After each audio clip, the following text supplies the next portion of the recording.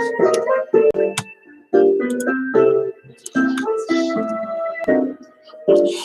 guys, Kitty here, and welcome to my Pokemon Day live stream. I hope everybody's having a fabulous Friday. Hey guys! I'm having a good Friday. I wonder how you guys are doing. I'm actually tired. I'm worn from the week, but this is a wonderful way to celebrate for a Friday. Tonight we are going to talk about all the things that occurred yesterday in the celebration of the birthday of the world's most popular franchise, Pokemon. And we're going to talk about memories of Pokemon, the possibilities of how it affects your childhood, and also how it affects you as an adult. I'm going to share a couple of my opinions, especially about the Pokemon of the Year list. The new mythical Pokemon Zen, I believe it's called Zuru. I am not entirely sure, so I deeply apologize if I can't not pronounce Zuru properly. I've seen so many memes on this Pokemon already. It hasn't even been 24 hours. It's crazy. But it's like, I'm also going to talk about the new Pokemon movie, Coco. I'm also going to talk about my opinions about the whole entire day, what could possibly happen to make it a little bit bigger, a little bit better for future birthdays. Especially the fact that I believe it would be considered the bronze, if not silver year of Pokemon, the mystical 25th birthday of Pokemon. I'm also going to show off some of my projects that I'm doing. I have a plan that, I'm going to share a couple of personal plans that I have Pokemon related, even do some unboxings just to wrap up for the night. So yeah, so there's going to be a chock full of stuff today, but I'm going to try to move it as quickly as possible because you guys are probably tired and don't want to hear me prattle on. So I'll try to move as simple and quick as possible. So what do we got going on here? Okay. So I hope you guys are excited as much as I am to kicking off with my opinions of this year's Pokemon years list. Pokemon of the years list. And I have to say,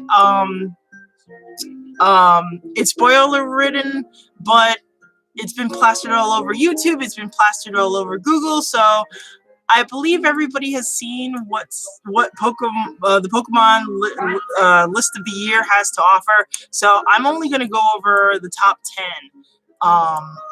So if you guys don't really want to hear about it and you still haven't seen the video and you should basically want to be surprised about it, I would say shut your ears, cut it off at this point given time, because guess what? I'm going to go and continue with the video. So going over only going over the top 10 that was actually shown, starting with number 10, Gengar.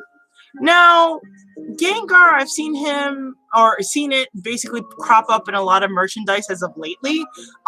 Me personally, I'm really happy that this Pokemon made it on the list. A clap for all the Gengar fans out there. This ghoulish Pokemon deserves a place on the spot, especially not only its mischievous and fun antics on the anime, as well as its creepy entries on the Pokedex. Even the mass creative willies that it gives me every time it turns into Gigantamax form in the recent installment of Generation 8. I don't know about you, but that design creeps me out. Whether it's shiny Gengar or regular Gengar, just having it gaping out with his big giant maw like that is kind of creepy to me. Especially the fact that it states that if you get too close to it, you get to see or hear your loved ones again on the other side. That's creepy to me. I'm sorry. But anyway, I'm glad that this Pokemon, this old classic Pokemon that is actually made it on the top 10. Next one, in slot number 9, the mistress of the Pokemon waifus and the queen of the Rule 34 herself, Gardevoir. I am not surprised that she made it on this list. With her huge following in mostly on the internet, both safe for work and mainly not safe for work stuff. Also the fact that it's Pokedex entry expresses how loyal this Pokemon is to its trainer, and it will do anything and everything to protect its trainer to the point where it will sacrifice its own life in order to do so. It was just a matter of time that Gardevoir was going to show up on this list. Whether it's mainly on the lower end or the higher end, I wouldn't be surprised. The next on the list is, and this one was a shocker, Rayquaza. Now, you might clarify me as somebody who's an old, the old-time gamer who basically pays attention to a lot of the earlier entries of Pokemon, which to a certain extent is true. I haven't played too many of the X and Y. I skipped Sun and Moon. I skipped Black and White and stuff like that. I only stopped at Diamond and Pearl. So when Rayquaza was actually appeared as slot number 8, I didn't realize how popular it was. Out of all the legendaries, I thought it was mainly Mewtwo, or Mew for that matter. Especially the fact that it has a lot of cases where it shows up in a lot more media. I mean, Rayquaza does show up every so often, especially, little side stories or side games in Nintendo, but not as much as like, Mewtwo, Mew, or the legendary birds for that matter. So, it was a pretty of a shocker to me. So congratulations to the Rayquaza fans to getting the slot of 8. Next one is slot 7, Garchomp. Dang, I have Gardevoir on the brain. My apologies. This particular Pokemon showing up, I've seen it show up every so often. It was mainly meh for me when it appeared on slot 7 because I haven't really had any personal connections with this particular Pokemon. However, I know a lot of people out there do have a strong connection with Garchomp, especially the fact when it showed up with its Mega Evolution in X and Y. So, I know you guys have a really soft spot. I know a lot of people, you guys were extremely pissed that Garchomp was not in Generation 8. And hopefully with the new installments of the new downloadable content of the Isles of Armor and the Crown Tundra, you'll get a chance to see your beloved Garchomp again. And it was nice to see a dark type actually get a chance to shine every so often. Because I feel the dark types don't really get too much. On to my 2 favorite slots, but starting with the first one, number 6, which is occupied by Sylveon. And unfortunately, Sylveon just missed the top 5. I'm just really happy that to see my darling Sylveon make it show up on this list, even though my heart always will forever be with the wonderful Bubble Jet Pokemon, Vaporeon. I was extremely elated to see this wonderful Pokemon graced this list with its presence, being that this Pokemon was the poster child, if not the introductory, to a whole new typing of, in the Pokemon world, the Fairy type. And giving another reason to just love the Eeveelution line. I've become a huge fan of the Eeveelution line, if you guys already don't know. So it's a nice selection to have, and nice to see this darling cutie be on the list. But next is in the number 5 slot. You have 2 evolution. This is evolution number 2. So basically 2 evolutions on one list on the Pokemon of the Year list. That is pretty awesome. Mama cannot be any prouder. Oh my goodness. This is the representation of the Dark Family, Umbreon. Like I said, I can't be prouder. Having my 2 babies on the same year list, it's just incredible. Anyway, this Moonlight Pokemon was introduced in Gen 2 alongside with the Sun Pokemon Espeon, and I didn't realize, I knew Umbreon was very popular, but not as popular to the point where it basically pushes all the other Pokemon of the Eevee family a little bit behind.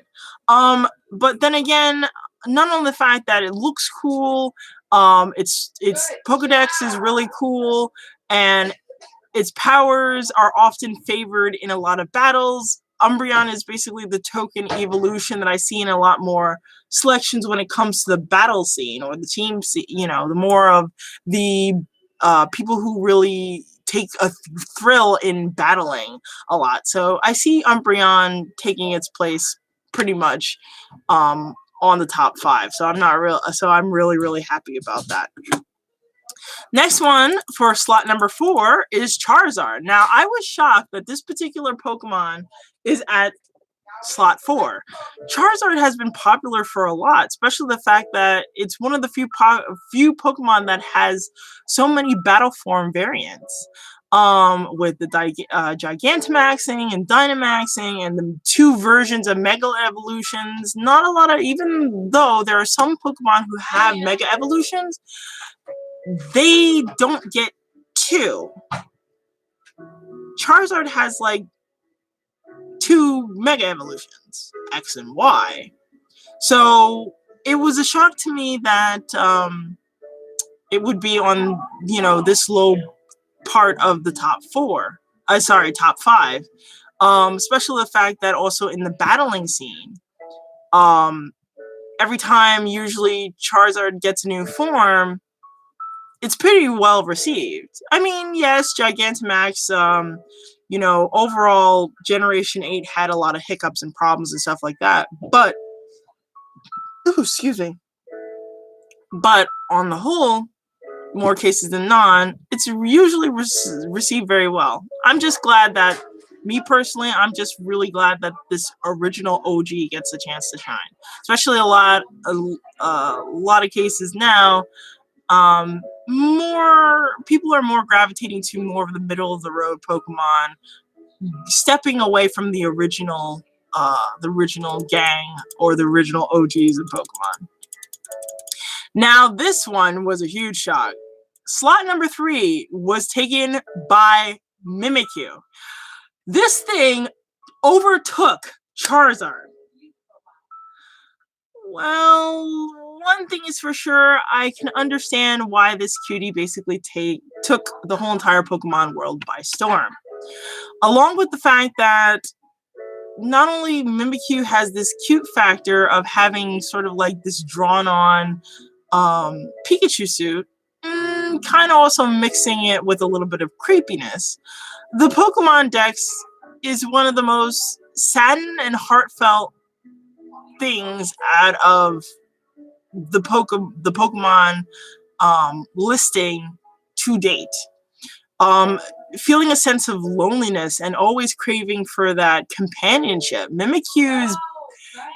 To understand Mimikyu is basically understanding one aspect of being or craving for companionship, and I feel we all do that. So I think the reason why Mimikyu is so popular and overtook what would seem to be more popular, Charizard, was the fact that Mimikyu you have sympathy for and you can relate to. The feeling of loneliness and exposing one's true self and not knowing how other people would react. I mean, of course, if you showed Mimikyu showed its true self, basically they end up dead, but it's just, it echoes a lot of people that I've seen and talked to relating to that, able to express themselves freely. And I feel a lot of people of the geek community, of the Pokemon community, heck, the whole entire geek community can understand that aspect, that being able to express themselves so freely and worried about how other people are going to handle them or respond. So at least I understand that why Mimikyu got slot 3. From its very quirky and very weird appearance and mystery and a continuous search for love and companionship, I can understand. And it's okay by me that Mimikyu got the 3rd spot. So, going on next is slot 2 for Lucario. Now, Lucario, I was shocked this one wasn't number 1. Excuse me. Especially the fact that this Pokemon has had its own movie. This representation also dwells in both safe for work and non-safe for work. Excuse me. Excuse me, I don't know what's going on. Excuse me, my apologies. This Pokemon also made an appearance in quite a few Smash Bros. It appeared in the recent Smash Bros. Also, it has the likeness of the most popular Egyptian god in ancient civilization history, and have a strong foothold in the Pokemon battle scene. I was just, I like Lucario. I love the Egyptian take that they have. It. Heck, the Mega Evolution was reigned popular for over the years. Well, since X and Y. Which left me stunned and asking only one question. Who in the blazes was number one? Who in the bloody hell is number one? So, getting to the slot of number one. For number one, I get it. Trust me. After seeing it, after doing a little bit of research, I can get it. Thank you. I give you kudos. Thank you very much, Gaijin Goomba. Thank you. So, round of applause. So, congratulations to Greninja fans. That not only the fact that this particular Pokemon is the most popular water type out of all the others that I've seen to date, beside, I would have to say, just recently, Subble, I would have to say, has taken over that spot just of recently. As far as those who like Generation 8. But Greninja actually appeared in the recent one of the good video game adaptations of Pokemon Detective Pikachu. Also, it appeared in Smash Bros. As well as other fighting games, and the design itself commands so much attention to one of the most represented and most popular warriors of history, ninjas. And I can understand. Ninjas, who doesn't like ninjas? Anybody who's a Naruto fan loves ninjas. Ninjas have influenced our media for over a decade. I can understand why Greninja would have been the number one and the Pokemon of the year of 2020. So congratulations to all the Greninja fans out there. My round of applause to you guys. So that was basically the Pokemon of the year list. So Greninja being the chosen one to be the number one Pokemon of the year of 2020. So moving on, switching gears and moving on from the list, we are going to look at the new mythological Pokemon, Zuru. Again, please, I apologize if Zuru, if I pronounced that incorrectly. My apologies. But Zuru is the new mythological Pokemon that has been foretold to make an appearance yesterday. And based on the trailer, it was a very short trailer. It was very interesting. However, for the Pokemon itself, I have to say, for me, it was a little bit underwhelming. Due to the fact that I'm not a huge monkey-based Pokemon fan, there was like maybe one or two Pokemon ape-like Pokemon that I did like, such as I would have to say Chimchar, and Infernape, and I would have to say Grookey. Grookey is the recent one that I actually like. It's adorable. The line is actually understandable, and it's cute that it formulate a band in a way, especially coming with the new DLC of the Dynamax version of Grookey. But this one looks really dark and grungy, and it just wasn't, for me, very appealing. I heard, some others were complaining about typing dark grass type because it is resistant to a lot of stuff, but also at the same time very weak in a lot of areas. And not sure how this is going to work, especially as a mythical Pokemon. Usually they have an advantage in various different places and makes a huge wave among the Pokemon community. So, having it predominantly black and then also having the rings green, it's okay. However, it has spawned some really funny memes. such as the Powerpuff Girls, Mojo Jojo's. Heck, if I get my own Zuru Day, I'm calling him Mojo. And there's nothing you guys can do and say to stop me. But anyway, overall it was underwhelming. The trailer was also okay. As he did beat the daylights out of poor Grookey, Rillaboom. Which, I don't know, was trying to state that, I'm, the much more stronger monkey Pokemon. So, I don't know. It was just different tuning.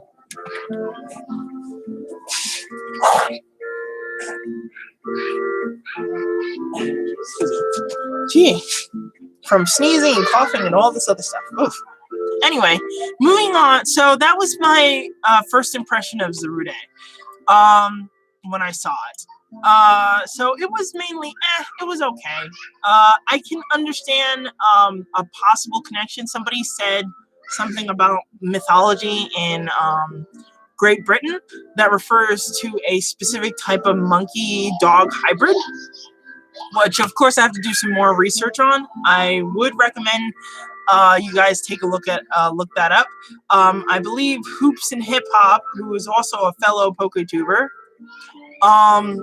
has basically did a couple of explanations regarding it, so you can check that out. I'll put a link at the bottom for you guys. So yeah, so the next thing of business is talking about the new movie trailer, Coco. So the new Pokemon movie is called Coco, and I saw the trailer of it, and I was shocked that they were going with a more Tarzan vibe. Of course, it's just very interesting that they would go that route. We never seen a Tarzan version of Pokemon, but it also draws me parallels to that Pokemon episode in the anime with the Kangaskhan kid. Where this young boy who basically fell out of a plane or was lost at a plane crash and was raised by Kangaskhan. So, I don't know, the parallels, it's just interesting that they would go that route. Especially the fact that this one believes that he's raised by Pokemon. Also, seeing a shiny Celebi, which had me a little bit perplexed. I was like, a shiny Celebi, it's supposed to be a legend, it's a legendary Pokemon. I thought there was like maybe one out of all the legendaries, that they're so rare that you wouldn't have another version of it. I mean, in the game it makes sense, it gives you another thing to do, hunting around for all the shinies, but having a shiny Celebi was kind of like, ooh, what's this? Of course, excuse me. I'm hoping to see a little bit more new Pokemon maybe in this movie. Of course, Zuru Day looks more of one of the heroes. Very protective of Coco. Apparently he raised him. Especially way different from the interpretation that I got from the Zuru Day trailer, where he looks very intimidating and very scary. In this, shows him a little bit more of a maternal, if not a parental type of feel to it, which made me I won't say renege on my or erase my previous thoughts, but it gives a little bit more layers to the Pokemon. Because one thing is for sure, and this seems to be a running theme with a lot of the legendaries in quite a the different movies, is that they give layers to the legendaries. You had Entei, who was basically a reincarnation of a father figure to one of the main characters. You had Mewtwo, who was basically rage-driven because humanity, Giovanni and Team Rocket basically treated him horribly. So, you have that. Mew is usually playful and very curious about things around him. Lucario being sort of like a pseudo-legendary. He had the ability to speak and, was all about honor. So this adds with the theme of having a legendary or pseudo-legendary having more of layers to them, which I like, which I adore about that. So it was very interesting. Okay, So my opinion of Pokemon Day. We had, the Pokemon of the year. We had the reveal of the mythological Pokemon Zuru Day, and you had the trailer of Coco. I know there was a couple of more events. A lot of them were canceled due to, unforeseen events and stuff that was going on, especially with, a little bit of what's going on as of recently with a bunch of illnesses. But for future, even though something like that might have gone on, I would have liked to see more DLC regarding Generation 8. I would like to see what's cooking or going on behind the scenes in the Isle of Armor or the Crown Tundra. Something to kind of sort of get me hyped again. I know it's sort of like becoming sort of like a hype drug or something of that nature. You get addicted to all the DLCs and you're like, when is the next one come out? Ah!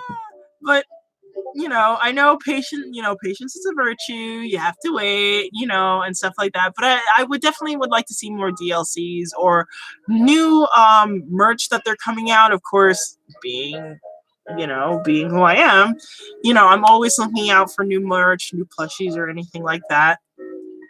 Stuff like that. Or like more participating events, such as the Pokemon of the Year. Do more than one event to kind of get people more interested. I know it's hard because of the fact of the timeline and scheduling and, what Pokemon and Nintendo and Game Freak are doing. So, it's just, I completely understand. But these are just other ideas to kind of kick around with. For future representation, especially the grand 25 years of Pokemon coming and leaving its mark on the world. So, I'm really looking forward for next year. This year was more okay, and I can understand, unforeseen events and all that. But, way to actually really do it up real big is, do something really, really cool for next year for the grand 25. So going on besides that that was my review for Pokemon Day for yesterday. What I plan to do as of I want to basically talk about a little bit more about some of the plans that I have Pokemon related. Now, my Pokebug, or if you have seen Twitter or Facebook, I posted that I got hit with the Pokebug. And you're probably like, Kitty, what are you talking about? What is the Pokebug? What are you talking about? You're being really, frivolous about it. What are you talking about? Well, what I mean as a Pokebug is basically I got hit with some severe inspiration, especially from the weekend of Valentine's Day, the weekend of love. That whole entire week prior, I was preparing for that Pokemon tournament. And ever since then, I've been having a huge amount of inspiration to draw and urge to draw more Pokemon. So I did a couple of fan arts. I made some, some new prints for you guys on my Etsy store. Things are going to be changing a little bit, especially what's going on with Etsy. So I'll keep you posted on Twitter and Facebook about that. I will be putting more pictures on Instagram if you guys want to take a look at that. But I wanted to show you what I did for that day. And what I did was I did my Fakeamon. I still don't know what to do with it. I'm going to plan to color it. If you guys don't know who this is, I did a sticker of this particular Pokemon, I would have to say last year, called Sylveon. The last Eevee, the last Eevee of a comic book that I did, or planning to do, about an Eevee who really wishes to evolve and seeing all its siblings basically evolve before it. And since the Eevee gets kind of jealous and wishes to evolve, and it turns into this very cute, fluffy, frothy, sweet Pokemon by the name of Sylveon. So, and I did a quick little animation on my Facebook page and my Twitter page, so if you guys want to take a look, you can check on the links at the bottom.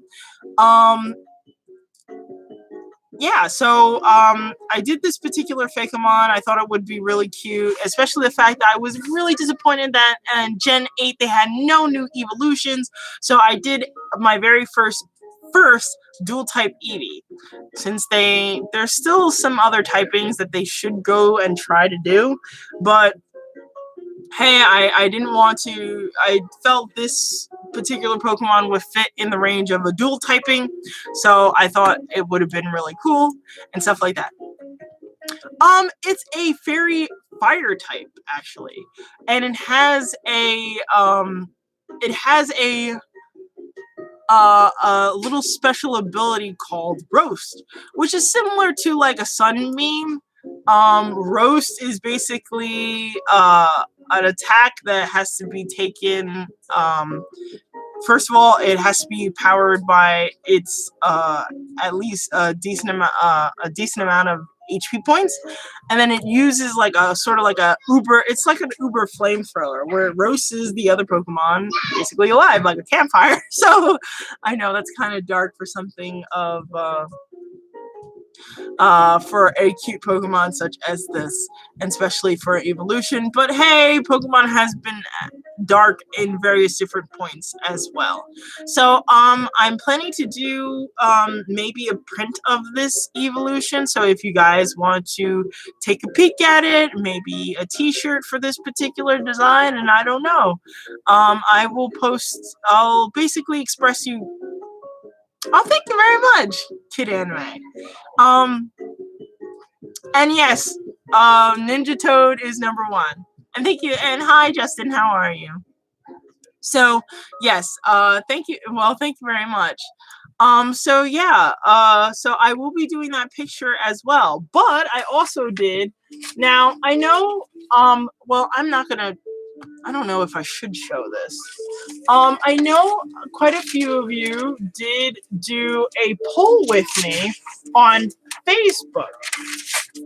And you did a poll with me on Facebook regarding my next not safe for work Pokemon picture. Definitely do a t-shirt. Okay, I'll think about it. But I did a poll based on a Pokemon called Adino.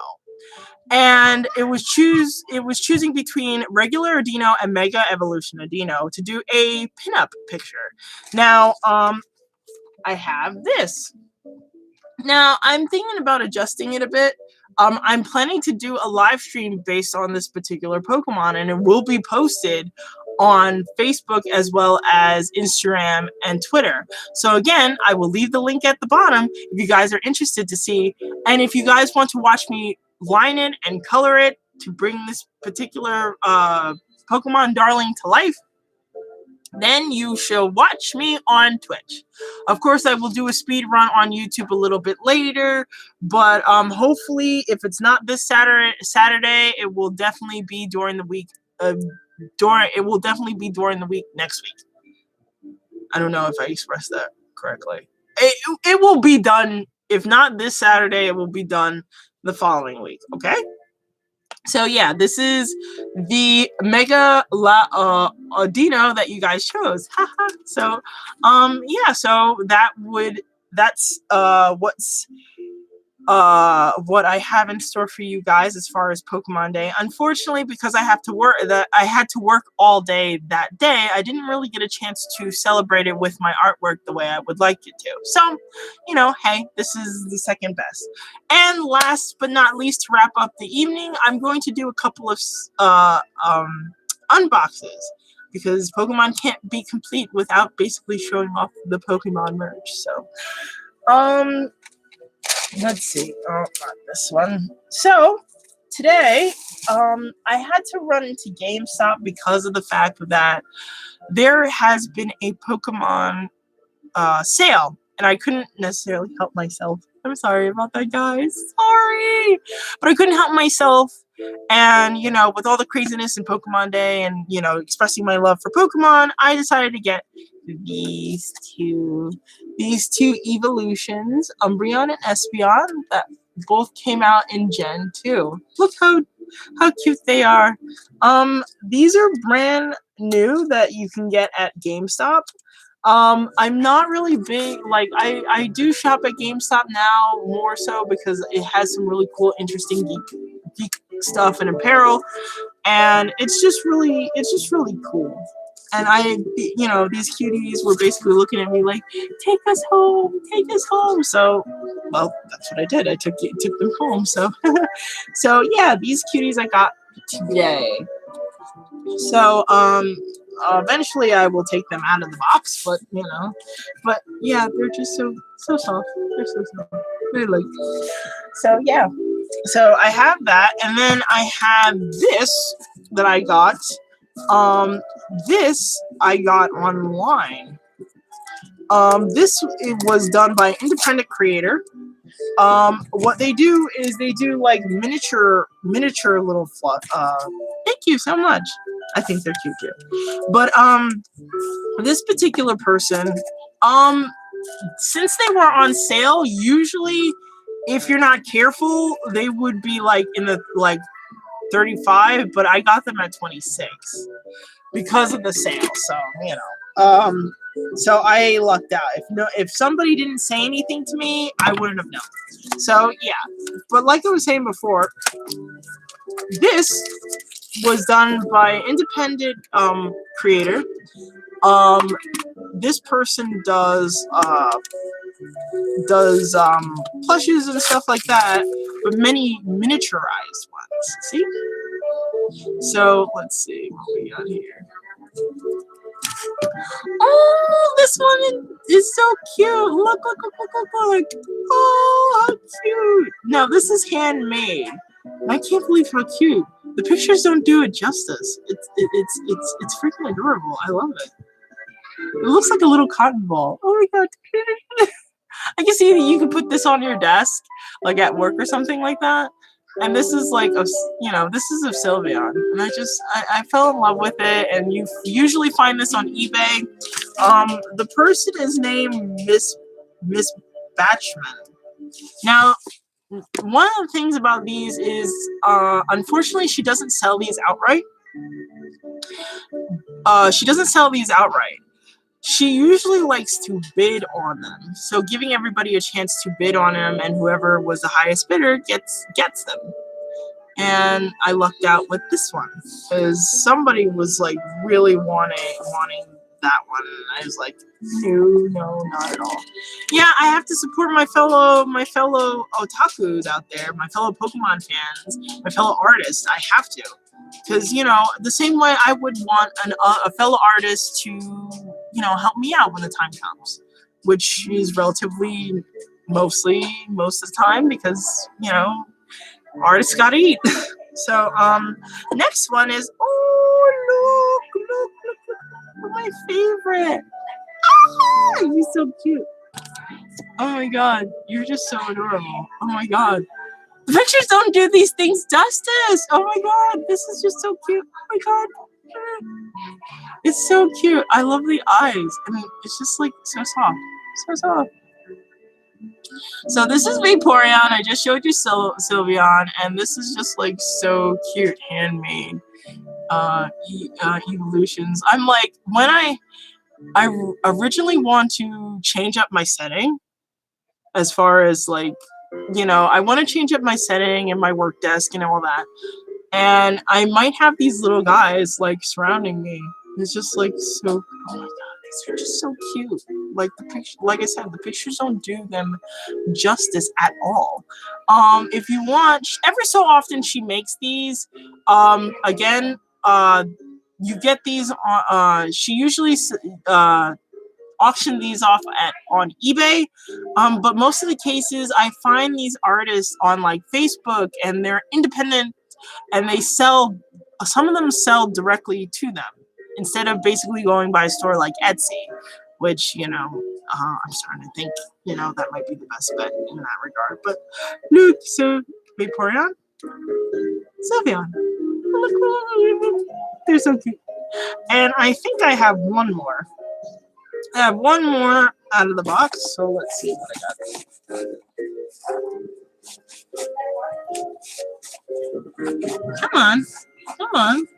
Come on, little one. Oh, look, Oh my god, this thing is so cute. Oh my god. The pictures don't do it justice of how cute these little guys are.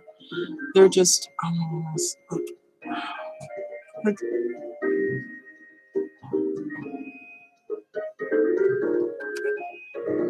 I'm such an otaku, and like, oh my goodness, look how cute these are. Like, they're so adorable. So yeah, I would recommend you check her out. I will put a link of the Pokemon plushie group that I belong to.